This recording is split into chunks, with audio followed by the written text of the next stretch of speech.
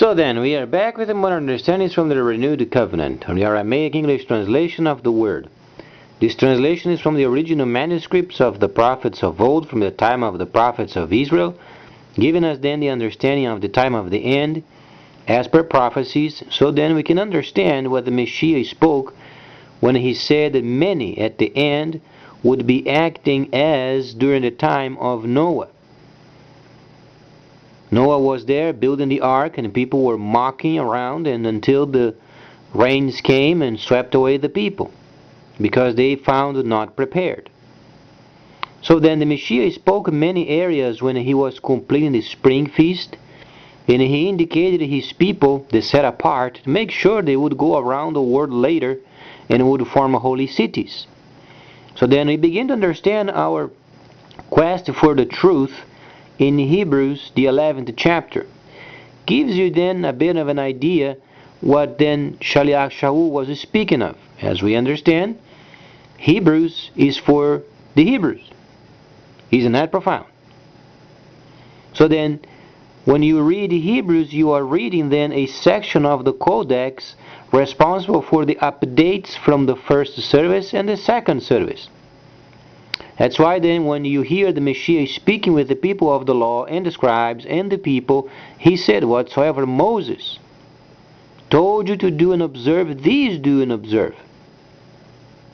So then what the Messiah said was true. However, in the future they would have to have some updates of the laws of the Levitical priests so they could perform then in the Holy of Holies, or in the tabernacle. So then where do you find these updates? You find in Hebrews. That's what it's for. So then the Messiah was explaining then the many areas that the people would have to transition themselves from the first service to the second service. In these days we are living in, it is very much the same situation in terms of a transitional time. We understand the Messiah, he spent time with the Samaritans.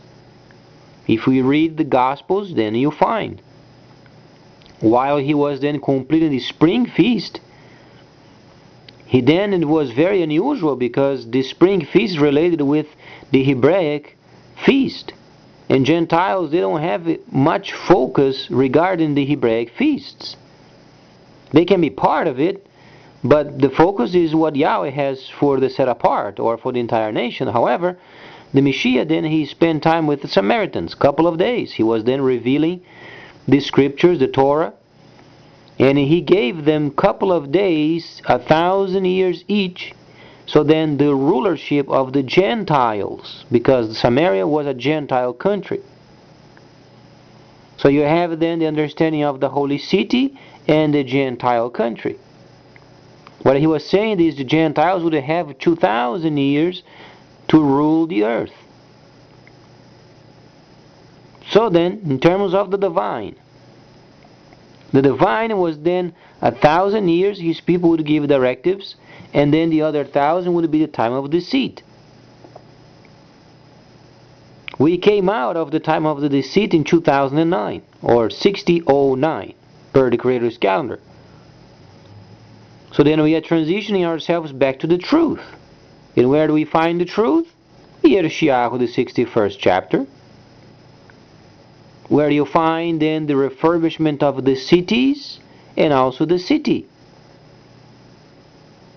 Where do you find the evidence of the second tabernacle services? In Hebrews, the 11th chapter. Always wishing for the city to come from heaven, while they were living in a city, and this city they were living was then a replica of the city. So then you begin to understand what he meant, to go around the world and form holy cities.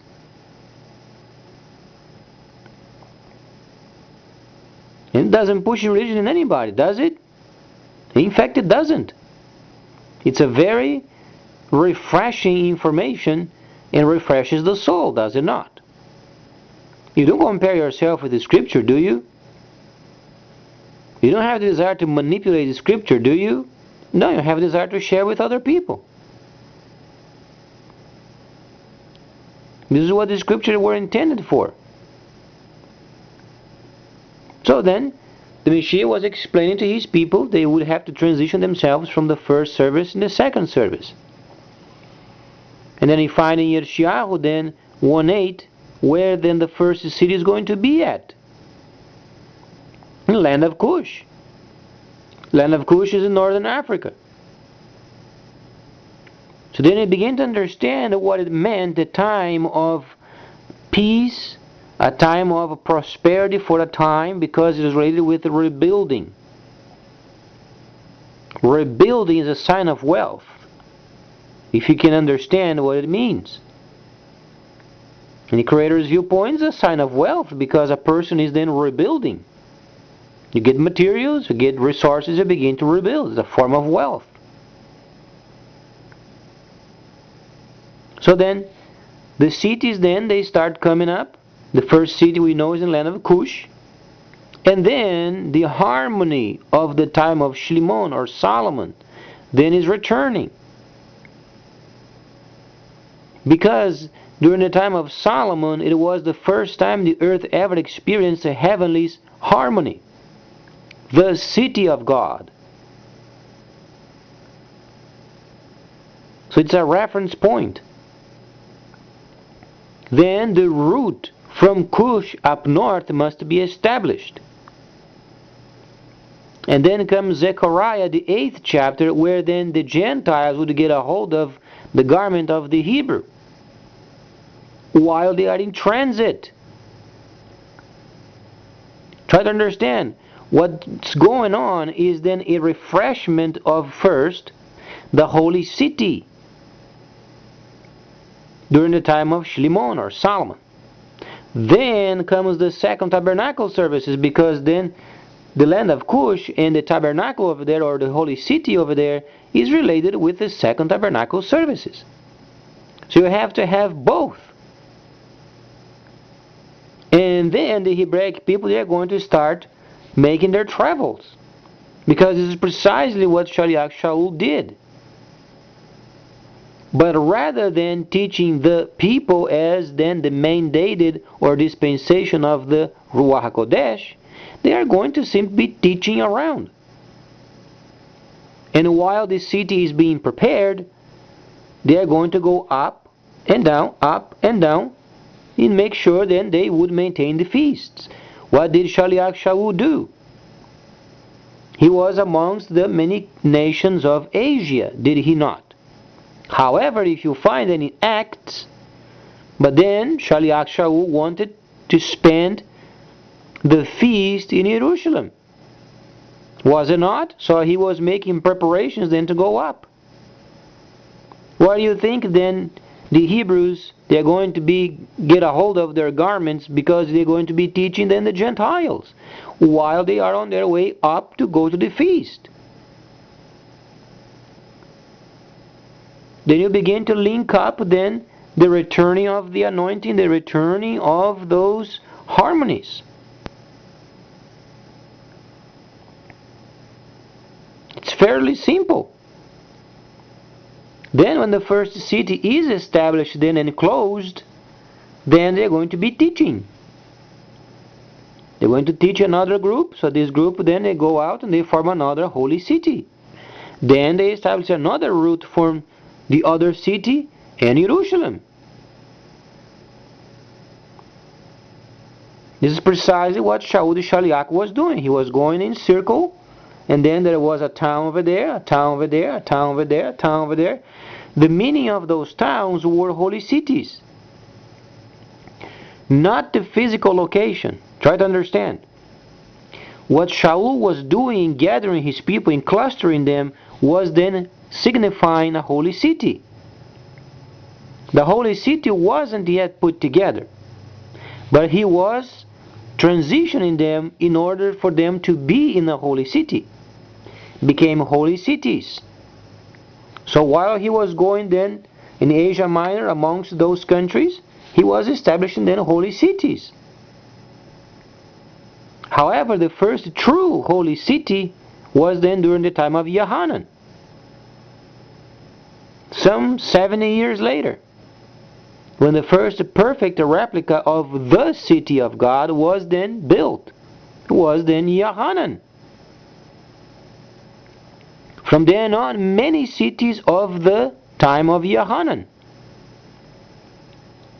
copies of the city. So then it starts making sense, doesn't it? So this is what is returning. However, we are speaking in heaven's level. In terms of Gentile level, or then secular level, we are going to be busy with the Chinese system. Because the Chinese are going to take over the trade market of the world. So there are dual layers working at the same time. You have a layer of heaven. In Gentiles, most of them are not part of it, but they have then compensation for it, and the level of Gentiles that have the system to make money and to pay their dues. While if they desire to show up at the gates for instructions or for directives, then they can do so, but they are not obligated.